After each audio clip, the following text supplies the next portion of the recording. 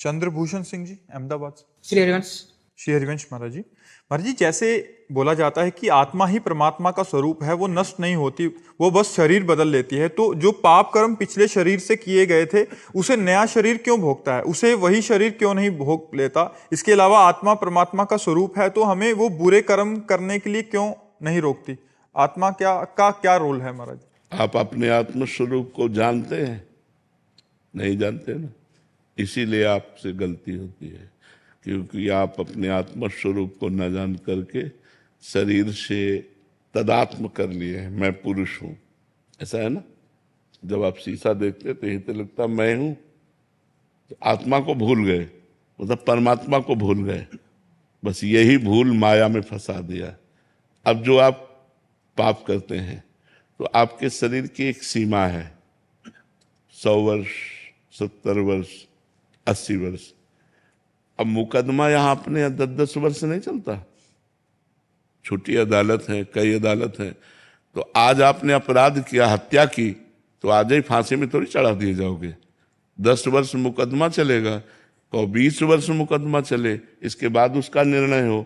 तो अपनी बड़ी सरकार है, आपने इस योनि में पाप किए और अनेक योनियों में दंड भोगना पड़ेगा, अनेक शरीर धारण करके दंड भोगना पड़ेगा। क्योंकि बड़ी सरकार है ना, अनंत ब्रह्मांडों का हिसाब किताब है ना, तो इसी योनि में दंड नहीं मिलता। इस योनि में खूब आराम से पाप कर लो, आपको जो दंड मिलेगा वो अन्य योनियों में मिलेगा, अगले जन्मों में मिलेगा। अब इस योनि में आपको पुण्य कर लो, उसका फल अभी नहीं मिलेगा, वो आगे मिलेगा। जैसे हमने पूर्व में पाप किए तो अब हमें भोगना पड़ रहा है, पूर्व में पुण्य किए तो वो अब मिल रहा है। लेकिन अब आप कर्म कर रहे हैं और पूर्व का पुण्य चल रहा है तो चकाचक आनंद है। अब पुण्य कर रहे हैं लेकिन पूर्व पाप चल रहा है, बड़ा दुख, बड़ी परेशानी, बड़ी समस्या है। इसीलिए लोग समझ नहीं पाते कि धर्मात्मा पुरुष दुखी है और पापात्मा सुखी है। इस निर्णय को नहीं समझ। ये हमारा भगवान का कानून है, इसलिए भोगना पड़ता है, अन्य जन्मों में भोगना पड़ता है।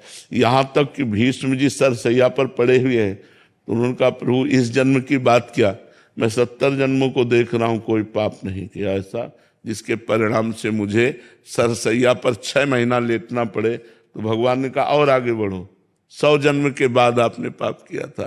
तो इतना हमारे प्रभु की अदालत में थोड़ा रजिस्टर लेट खुलता है, लेकिन जब खुलता है तो राय पाई का हिसाब होता है। वहां किसी घूस की या किसी भी तरह की चूक नहीं होती, वो करेक्ट उसको दंड मिलेगा।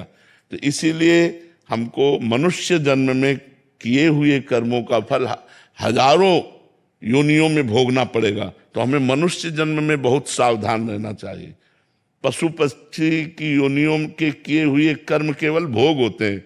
जैसे सिंह गाय को मार के खा रहा है तो उसको कोई पाप थोड़ी लग रहा है, बिल्ली कबूतर चूहे को पा रही तो कोई पाप थोड़ी लग रहा है, क्योंकि उसका आहार है, आहार निश्चित किया गया है।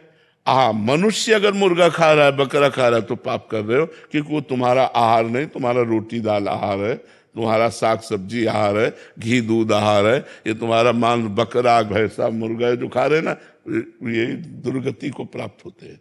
अब इस जन्म में जो हम कर्म करेंगे हमें आगे जन्म मिलेंगे, हिसाब ऐसा है।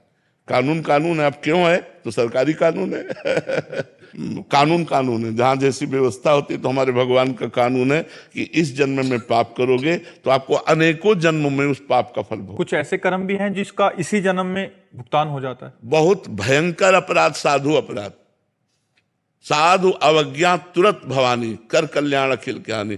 अगर संत का अपराध बन गया, वैष्णव का अपराध बन गया, भक्त का अपराध बन गया तो तुरंत लागू हो जाएगा।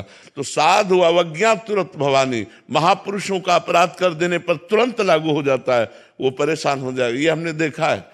तो अभी उस दिन बताया था कि जगदीश्वरानंद के अपने गुरु को जहर दे दिया तो पूरे शरीर में मवाद पड़ गया, फूट फूट कर जब निकले तो चिल्ला चिल्ला कर कहते थे कोई बचा लो। तो कोई न औषधि काम करती न कुछ, सड़ रहा था, पूरा शरीर सड़ रहा था। तो साधु अवज्ञा तुरंत भवानी, कर कल्याण अखिल के हानि।